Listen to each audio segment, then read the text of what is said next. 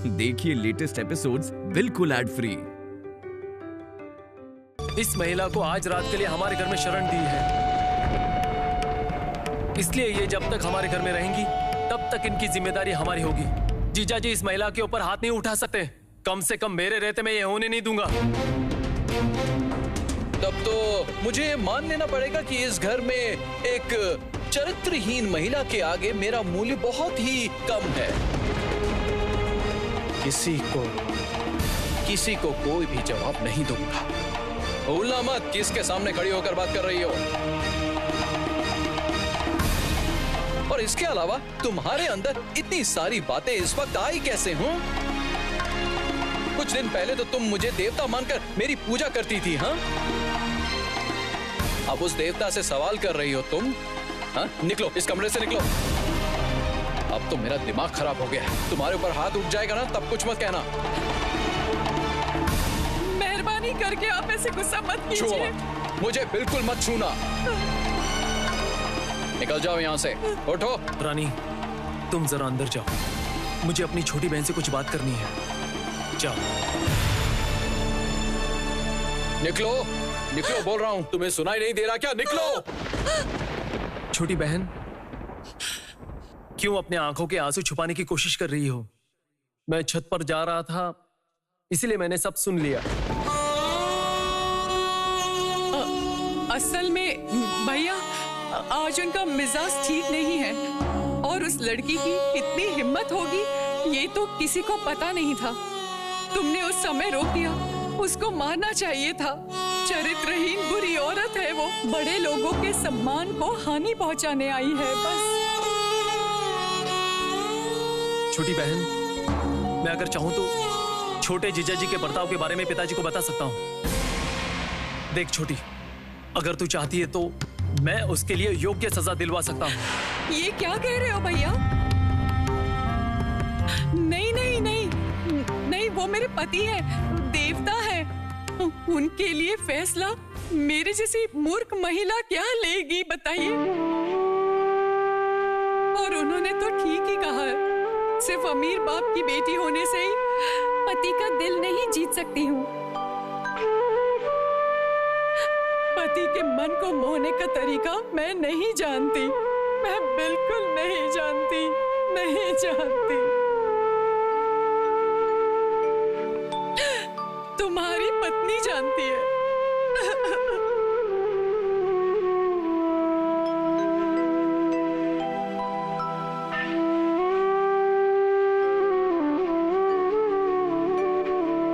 छोटी ननद जी भी कुछ कम तकलीफ नहीं सह रही हैं।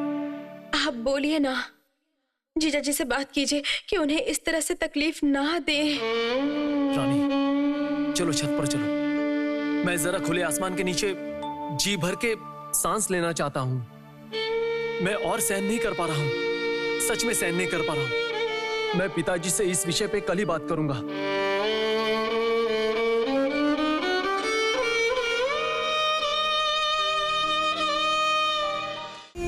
कालीचरण, अगर जरूरत पड़े तो दुगने आदमी लगाओ, और मैंने जो कहा उसी का पालन होना चाहिए। किसी भी हालत में देरी नहीं होनी चाहिए। काम कहाँ तक हुआ? बड़ी पाल वाली नाव तैयार हो रही है, थोड़ी देर में तैयार हो ही जाए, आप उसकी चिंता मत कीजिए। ठीक है, वो महिला अपने बच्चे के साथ जितनी जल्दी हो सके रवाना हो जाए। अच्छा, मैं खुद वहां जाकर सब इंतजाम करता हूँ। चाचा जी, आप जरा इंतजार कीजिएगा।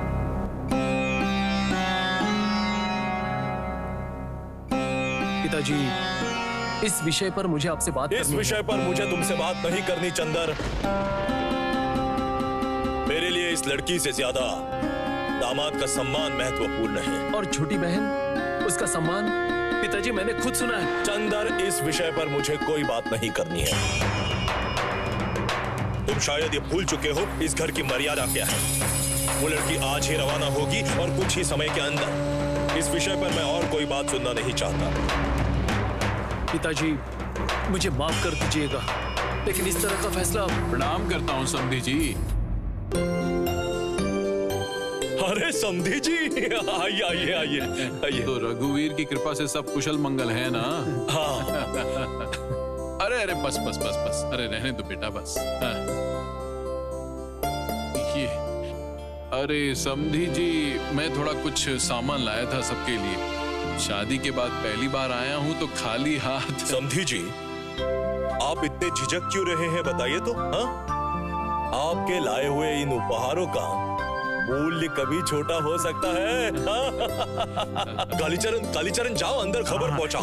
चंदर, जाओ इन लोगों को यहाँ बैठाओ और छोटी बहू को खबर पहुंचाओ कि उसके पिताजी आए हैं। समधी जी, मैं जरा बाहर जाकर आता हूँ, आप लोग तब तक विश्राम कीजिए। हाँ पिताजी, मैं कह रहा था कि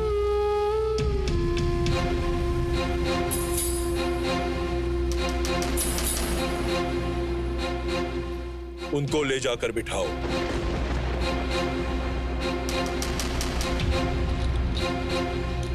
कैसे रानी को बताऊं कि मैं पिताजी को कुछ भी नहीं समझा पाया।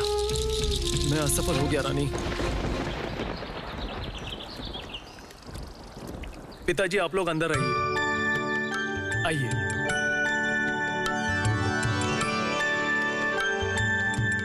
बैठिए पिताजी, आइए। दादी माँ, आप लोग बात कीजिए। पिताजी, मैं रानी को यहाँ आने के लिए बोलता हूँ, आप लोग बैठिए। बैठिए बैठिए, आप लोग भी बैठिए। आप बैठिए, रानी अभी आ जाएगी। अरे ये सब क्या है? दरअसल आप लोगों को सामान देने की हैसियत तो मुझ में नहीं है, फिर भी ये जो थोड़ा सा सामान लाया हूँ, ये अगर ग्रहण करे तो। बहू के मायके की हालत अच्छी नहीं है, ये हम जानते हैं। इतना जानते हैं कि बहुत सारा सामान आप लोग नहीं ला सकते। इतना समझ में आया था तो इतने बड़े घर में जब अपनी लड़की को भेजा है तो शिष्टाचार, सभ्यता ये सब सिखा कर ही भेज देते आप। लेकिन अब देख रही हो उसे कुछ आता ही नहीं। माँ,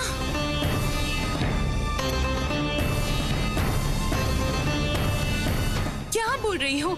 चुप हो जाओ तुम। उन लोगों को ऐसी बातें किस लिए कह रही हो?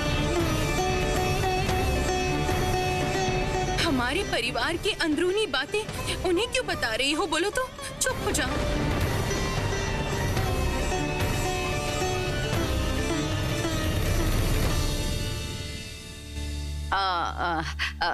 आप लोग बैठिए बैठिए, जरा शरबत पीजिए, कुछ खा लीजिए। सुबाला, उत्तू, कहाँ हो तुम लोग? ये सब सामान लेकर जाओ। शंख बजाओ, शंख बजाओ। जो बोला एकदम सही बोला। लड़की के बाप से नहीं कहूंगी तो और किससे कहूंगी? लड़की की ऐसी परवरिश की है कि लड़की हमेशा अजीब अजीब हरकतें करती रहती है, घर में कम बाहर ज्यादा रहती है।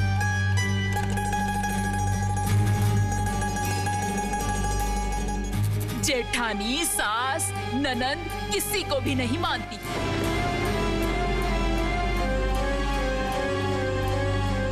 प्रीतराम ने इस लड़की को पसंद किया था, इसलिए ये लड़की इस घर में टिकी हुई है, नहीं तो मैं उसे कब का भगा देती।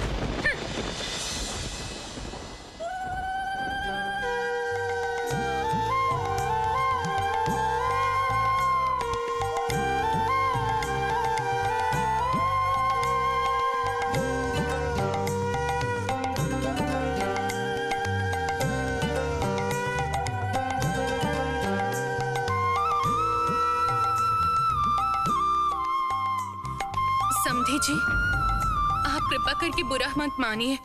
मेरी माँ की तरफ से मैं आपसे माफी मांगती हूँ।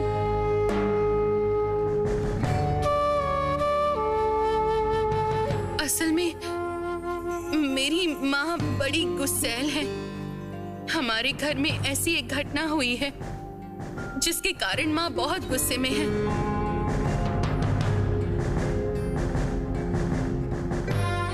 इसलिए उन्होंने ये सब कहा है। आप कृपा करके बुरा मत मानिएगा।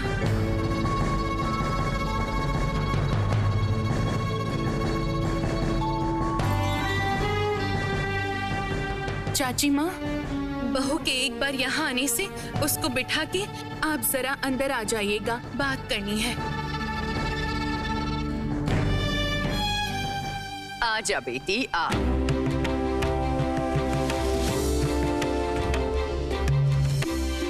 पिताजी को प्रणाम कर आशीर्वाद ले।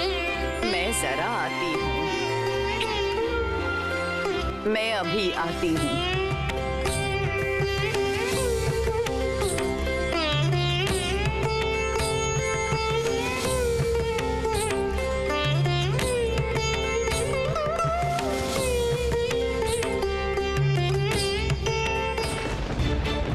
उस दिन तो बाप की बेइज्जती के डर से मुझ पे गुस्सा करके ससुराल में वापस आ गई थी।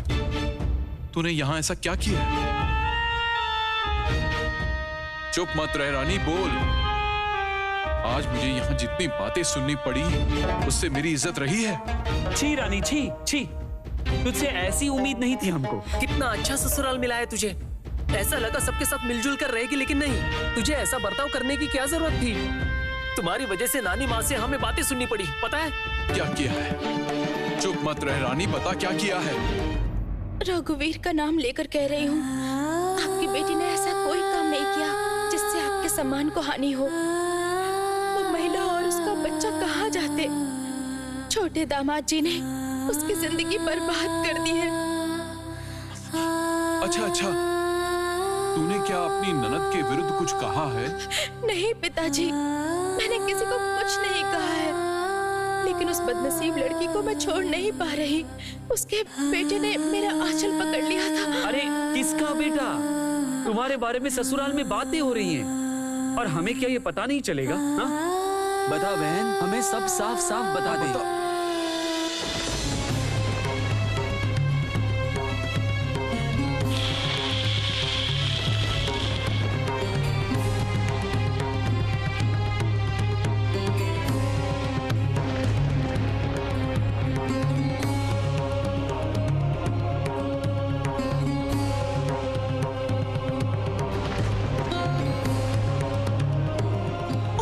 उसके बाद वो लोग हमारे घर चले आए।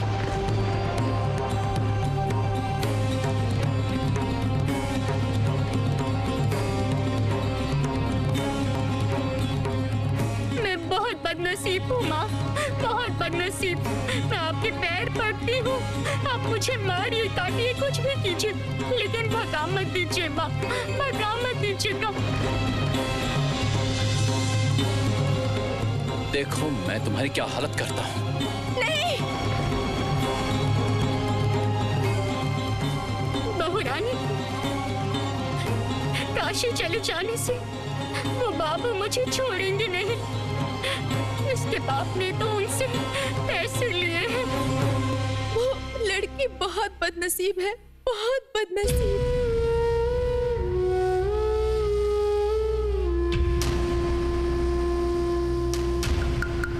ये क्या सत्यानाश कर दिया तूने?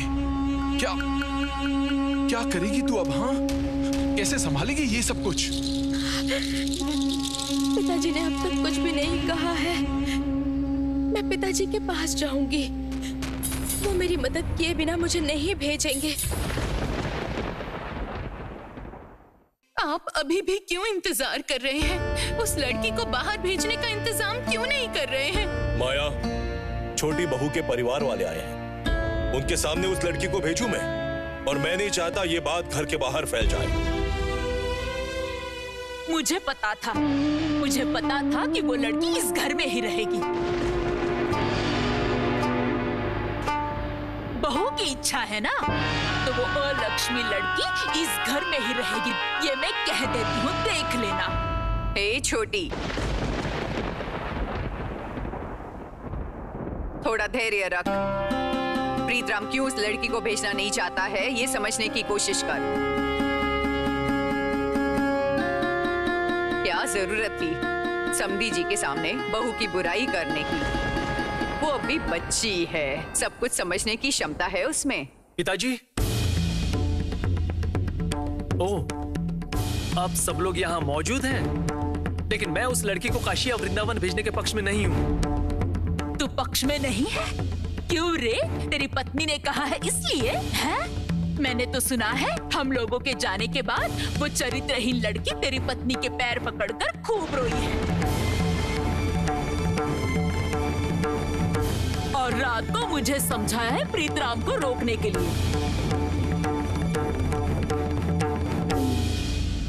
नानी माँ, अगर रानी ऐसा चाहती है तो इसमें गलत क्या है बताइए।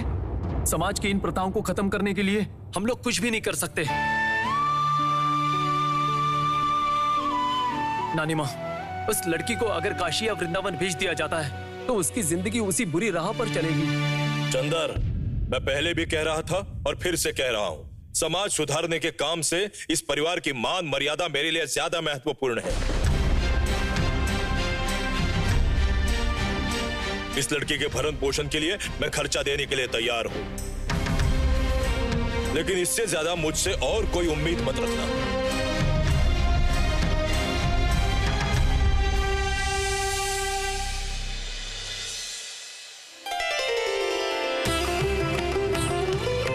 लक्ष्मी रूपेण संस्थिता, लक्ष्मी रूपेण संस्थिता।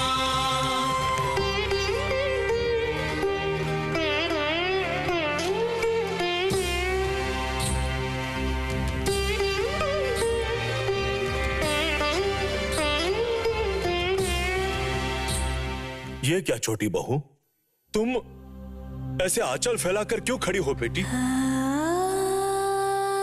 बेटी, मेरा जो कुछ भी है वो सब तुम्हारा है। तुम्हें तो मैं राजरानी बनाकर इस घर में लाया हूं। मैं आपसे माफी मांग रही हूँ पिताजी। आपने जो पैसे तुलसी को देने का फैसला किया है, वही पैसे आप क्या मुझे नहीं दे सकते हैं?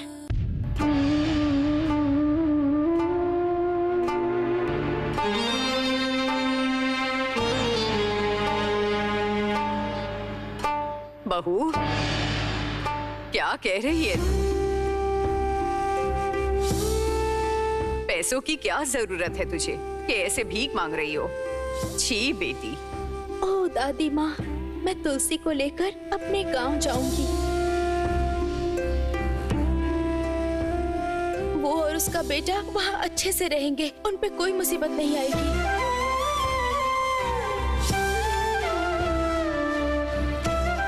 इससे हर समस्या का समाधान हो जाएगा। मैं तो इसी के लिए आपसे पैसे मांग रही हूँ।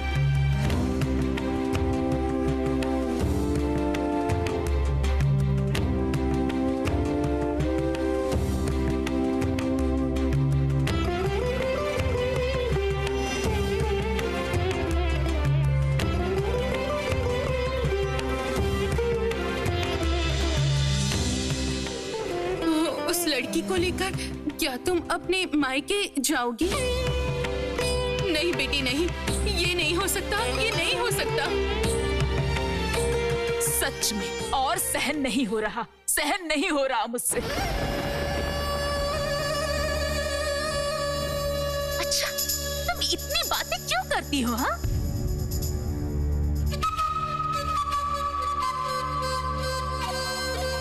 छोटी बहू हो ना, थोड़ी देर वो बंद रखोगी तो क्या होगा? हर बात में तुम्हें टांग अड़ानी ही है। दिमाग खराब कर देती है।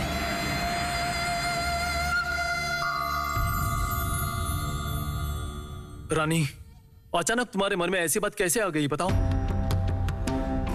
तुम्हारे गांव के लोगों को अगर पता चला कि वो लड़की कौन है तो तुम्हारे घर वाले मुसीबत में पड़ जाएंगे।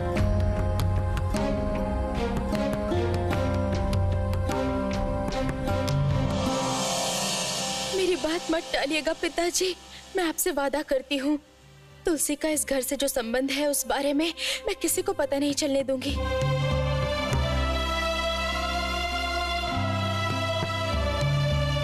किसी को कुछ पता नहीं चलेगा। सिर्फ उसकी जिंदगी आप बर्बाद मत होने दीजिएगा पिताजी, बर्बाद मत होने दीजिएगा।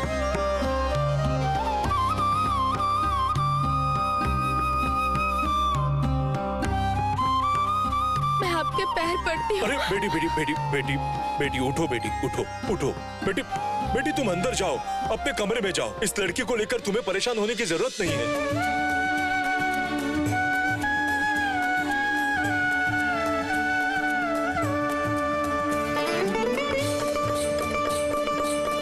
उठो बेटी।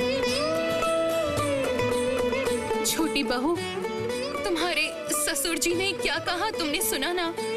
तुम अपने कमरे में जाओ बेटी, कमरे में जाओ। मैंने सब सुन लिया, लेकिन खाली आंचल लेकर मैं कहीं नहीं जाऊंगी। पिताजी अपनी संतुष्टि से मेरे आंचल में जो भी देंगे उससे ही मैं अपना काम चला लूंगी।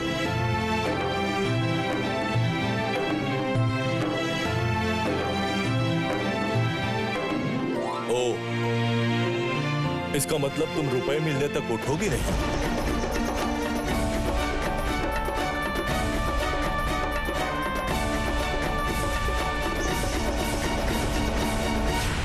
मैं तुम्हारी आंखों में आंसू नहीं देख सकता बेटी। इससे तो मेरी बेटी लक्ष्मी का अपमान होगा। बुआ जी। हाँ बुआ जी, इस विषय में आपकी क्या राय है? प्रीतराम, मैं सहमत नहीं हूँ। ये गलत भी हो सकता है।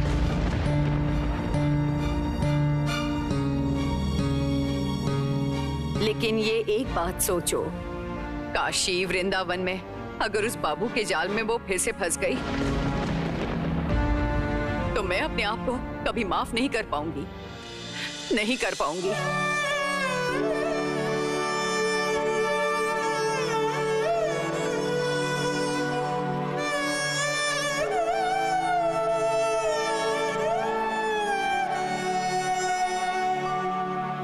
दादी माँ, रानी ने जब वादा किया है तो वो जीजा जी का नाम नहीं बताएगी और किसी को ये नाम पता नहीं चलने देगी। दादी माँ, रानी को उस लड़की की जिम्मेदारी दो ना, इससे उस लड़की की जिंदगी बच जाएगी। नहीं तो वो लड़की अपनी जान दे देगी।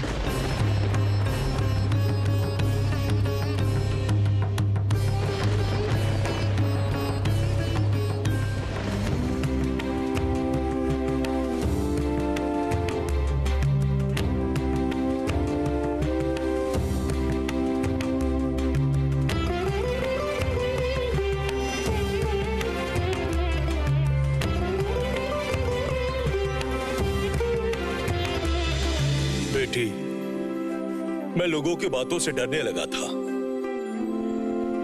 देखा, ये डर तुम में नहीं है।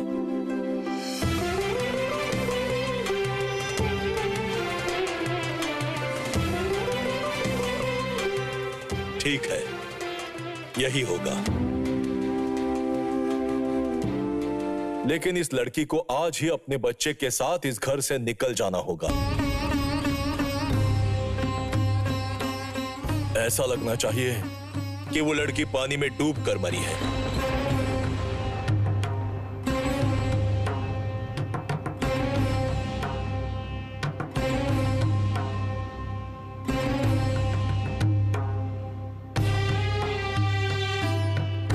मंजूर? बेकार है।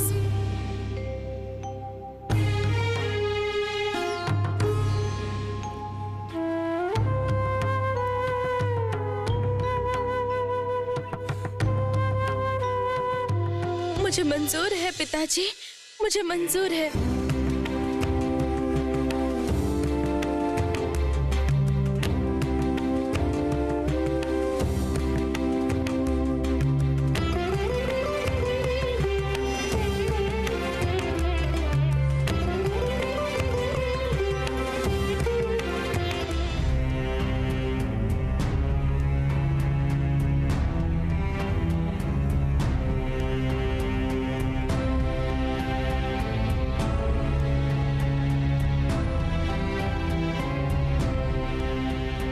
समझ रहे हो?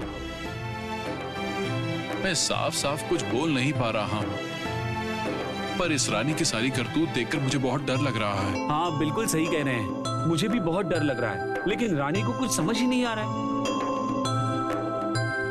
क्या जरूरत है हाँ एक अनजान लड़की के लिए अपने घर वालों के खिलाफ जाने की? वो तो शुक्र है कि हमारे जीजाजी देवता जैसे इंसान हैं, नहीं तो पता नहीं रानी का क्या होता। पिताजी, किसके भरोसे इस लड़की को हम गांव लेके जा रहे हैं पता नहीं। इधर ससुर से वादा किया है कि किसी को कुछ नहीं पता चलेगा। इतना आसान है क्या ये सब छुपाना? गांव के लोग आजकल शहर में जाते रहते हैं। अरे वो राखाल तो शहर जाता ही रहता है। कौन रानी को क्या समझा सकता है पता नहीं। इधर तुम लोगों की बुआ भी घर पर नहीं है, पूजा के लिए ससुराल गई है। अब सच में मुझे बहुत ही चिंता हो रही है। रानी भी दिन ब दिन हमसे दूर होती जा रही है। वो भी अजनबी जैसी लगती है। ज्यादा कुछ बोलने की हिम्मत नहीं होती है। नहीं पिताजी, रहने दीजिए। रानी को और समझाने की जरूरत नहीं है। आपने देखा पिताजी, रानी के सोच विचार बदल रहे हैं। हमारे जीजाजी जैसा पति मिला है, ऐसा घर मिला है। हमारी रानी अब पहले जैसी नहीं रही पिताजी। तुमने सही कहा भैया। उसे अपने आप में एक आत्मविश्वास आया है ना पिताजी? हमारे जीजाजी जैसे भले इंसान मिलना मुश्किल है, सच में। क्या पता बेटा क्या होगा। अरे चलो चलो, थोड़ा जल्दी चलो। हाँ हाँ, चलो चलो चलो चलो चलो।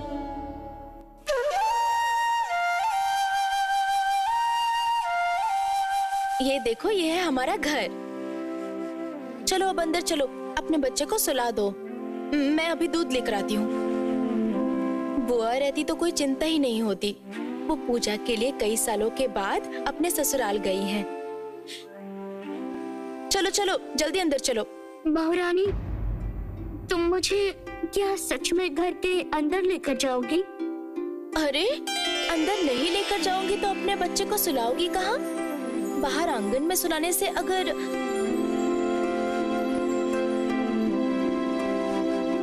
क्या हुआ? तुम रो क्यों रही हो? क्या हुआ? बहू रानी, तुम इंसान नहीं हो, साक्षात देवी हो। सच में माँ दुर्गा हो। देवी माँ धरती पे उतर आई है तुम्हारे रूप में। तुमने मेरे अंदर देवी जैसा क्या देख लिया? मेरी माँ इस घर में ना जाने कितने लोगों को बुलाकर खाना खिलाती थी। मैंने ये सब अपनी माँ से ही तो सीखा है। चलो तुम अंदर चलो। आओ, तुम घर के अंदर जाओ, मैं अभी आती हूँ।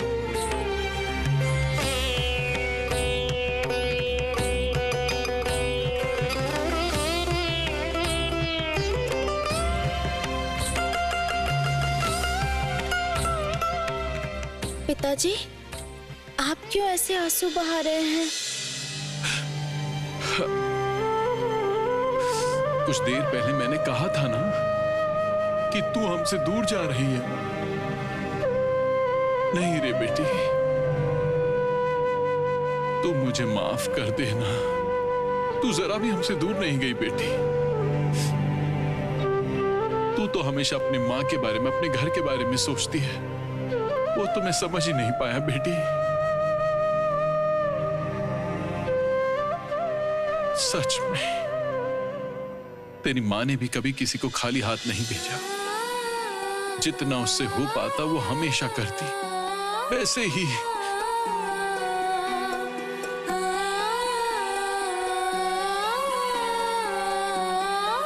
तेरे अंदर भी माँ का वही गुण है बेटी। लेकिन पिताजी, गांव के लोगों को अगर इस औरत की असलियत पता चली तो हमें अलग कर देंगे। देख रानी, हम में से कोई तेरा दुश्मन नहीं है। तुझे कोई रोक भी नहीं रहा है। सिर्फ असल बात बता रहे हैं। सही बात है। इस बहू को तुम कहाँ रखोगी और क्या परिचय दोगी? देख रानी, हमारे गांव के लोगों में जिज्ञासा रहेगी इसको लेकर। और हमारे गांव में बुरे लोगों की कोई कमी नहीं है, और ये तो तुझे अच्छी तरह से पता है ना। आप लोग ये सब कुछ मत सोचिए, मैं यहीं पर उसका इंतजाम करूंगी। लेकिन ये कैसे करोगी? मैंने यहाँ आते वक्त सोच लिया था कि मैं ऐसे इंसान के पास तुलसी को लेकर जाऊंगी जो तुलसी को अपने पास रहने देंगे, और वो एक बार रहने देंगे तो गांव का कोई कुछ नहीं बिगाड़ पाएगा। तो किसकी बात कर रही है रानी? उस बहू को शरण देंगे, किसकी इतनी हिम्मत होगी? आप बस देखते जाओ।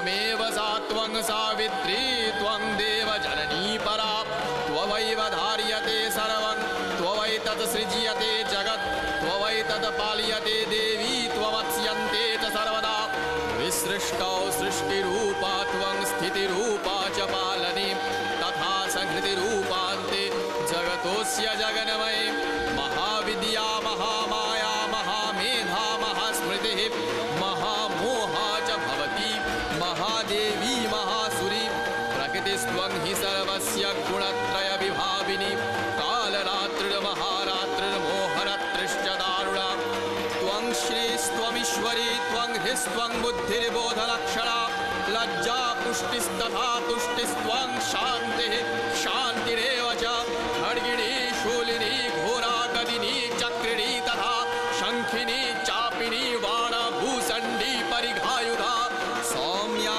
सौम्यतरा शेष सौम्यभ्यस्वती सुन्दरी परापराणां परमा त्वमेव परमेश्वरी।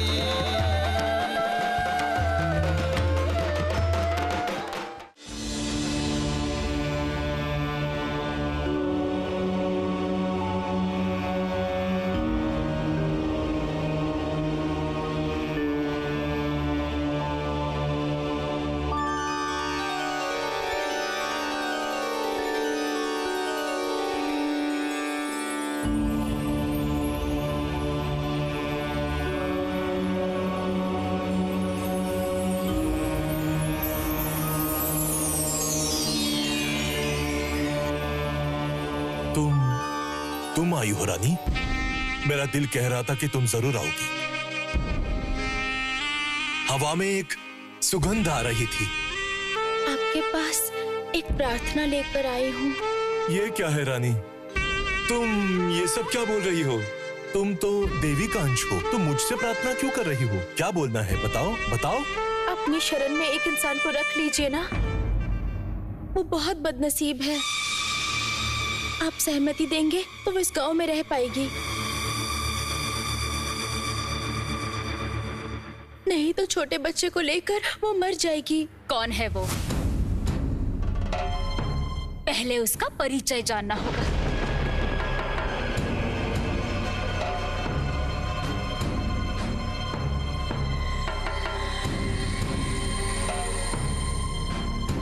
किसी भी ऐरे गहरे को इस गांव में शरण नहीं दे सकते, उससे गांव की पवित्रता नष्ट होती है। महालय के दिन उसे देखा था मैंने गंगा के घाट पर।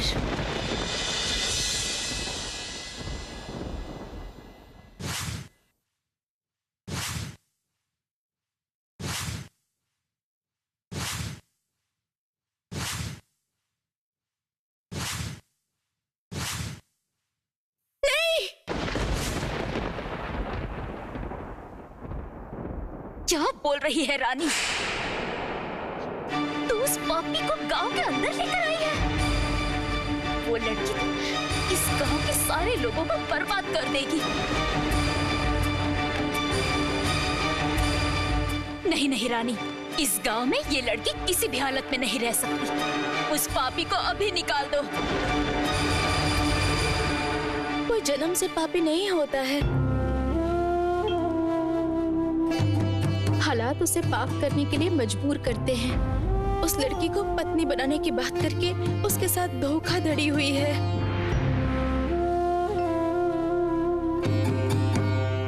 वो लड़की बहुत बदनसीब है। वो लड़की और उसका बेटा इस गांव के किसी कोने में पड़े रहेंगे। इससे उन लोगों की जान तो बच जाएगी। नहीं नहीं रानी, तू इसका और कहीं रहने का इंतजाम कर दे। वो यहाँ किसी भी हालत में नहीं रह सकती। और सुन, तू अगर इस लड़की को जबरदस्ती यहाँ रखने की कोशिश करती है ना, तो मुसीबतें और बढ़ जाएगी। और यहाँ का कोई इंसान इस अनाचार को स्वीकार नहीं करेगा। अच्छा पंडित जी, आप ऐसे चुप क्यों बैठे हुए हैं?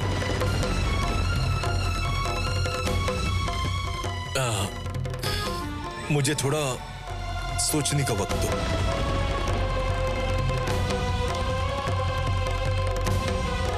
माँ जो चाहेगी वही होगा।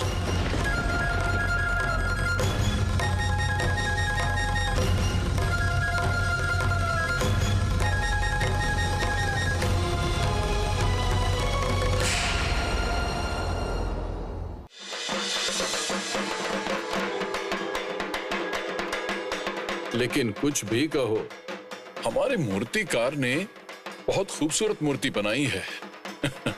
चौधरी परिवार और देव परिवार से कम सुंदर नहीं है। ऐसे सजीव और सुंदर मूर्ति तुम्हें मिलेगी नहीं। देवी की दोनों आंखें एकदम सजीव हैं।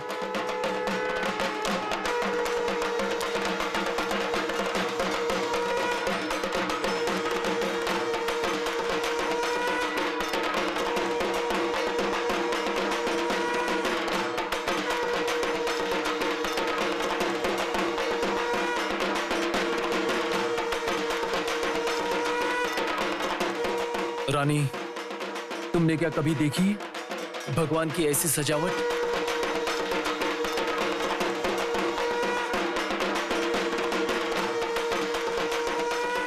अगर तुम यहां होती तो मैं तुम्हें ये सब दिखा पाता तो कितना अच्छा होता।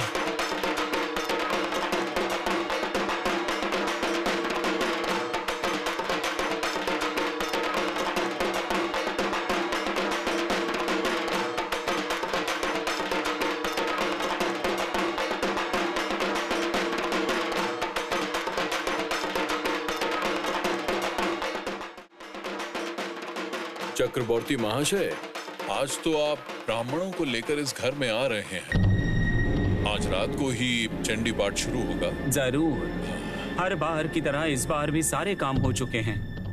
सिर्फ कोई समस्या है? बताइए ना। मैं कह रहा था अघोर शास्त्री महाशय उस दिन का गुस्सा अभी तक भूल नहीं पाए हैं। इसलिए मैं कह रहा था कि अगर आप खुद जाकर उनका आशीर्वाद ले लें तो शायद वो प्रसन्न होंगे। काफी क्षमता वाले ब्राह्मण है वो। इस बात से आप चिंतित मत होइए। मैं कल सुबह ही भाटपाड़ा जाऊंगा। तब तो बहुत ही अच्छा होगा, लेकिन ये देखना कि ये बात किसी को पता ना चले। हाँ, इस विषय में आप निश्चित रहिए। दरअसल चक्रवर्ती महाशय, ये पूजा इस घर का सम्मान है। मैं नहीं चाहता कि इसमें कोई अशांति हो या समस्या बढ़े।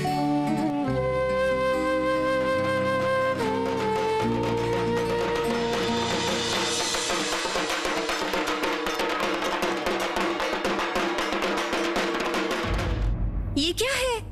कैलाश से माँ आ रही है और मेरी बेटी की आंखों में आंसू।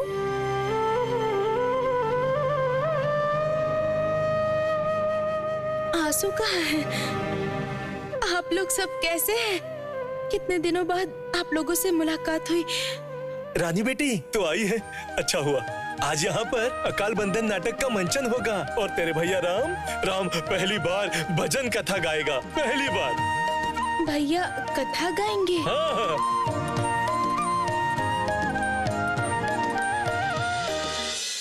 ओ भैया, आपने तो मुझे पहले बताया ही नहीं। बताया नहीं मतलब? बताने के लिए वक्त कहाँ था? अच्छा, तुम लोगों को हुआ क्या है बताओ तो। क्या हुआ है? सिद्धेश्वरी ने बताया था उमा आई है हिमालय राजा के घर में, चलो उनके आगमन का एक गाना गाते हैं। तो यहाँ आकर देखा तो कुछ अलग ही माहौल है। अच्छा, क्या मामला क्या हुआ है? ऐसे मुंह फुलाकर क्यों खड़े हो बताइए। नहीं, ऐसा नहीं है। मुंह फुलाकर क्यों रहूंगा? रानी आई है, खुशी नहीं होगी? ओ रानी, दामाद जी कहाँ है? और ये लड़की कौन है? वो आए नहीं और ये लड़की तुलसी है, मेरे ससुराल में आई थी, मैं अपने साथ ले आई इसे। अरे ओ काका, हमारे नाटक की तैयारी शुरू नहीं करनी है क्या? क्यों नहीं शुरू होगी? निश्चित शुरू होगी, जरूर। तुम लोग इस तरफ आओ, मेरे साथ चलो।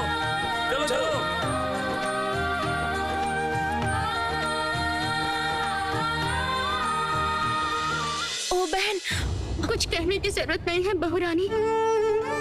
मुझे कोई शरण देने के लिए तैयार नहीं है, यही बात है ना। वो तो तुम्हारी शक्ल देखकर ही मैं समझ गई थी। तुम बिल्कुल चिंता मत करो, मेरे लिए तो माँ गंगा ही सब कुछ है। ऐसे अमंगल वाली बातें मत करो, सब इंतजाम हो जाएगा। मैं कह रही हूँ ना, रघुवीर जरूर कोई इंतजाम कर देंगे। मैंने तुझसे कहा था रानी, तू जितना प्यार करती है सब लोगों से, वो लोग इतने अच्छे नहीं हैं। क्या करेगी अब? रघुवीर जिनकी परीक्षा लेते हैं उनकी ही रक्षा करते हैं। वो सारी समस्याएं मिटा देंगे। आप उनके ऊपर सब कुछ छोड़ दीजिए पिताजी, कोई चिंता मत कीजिए।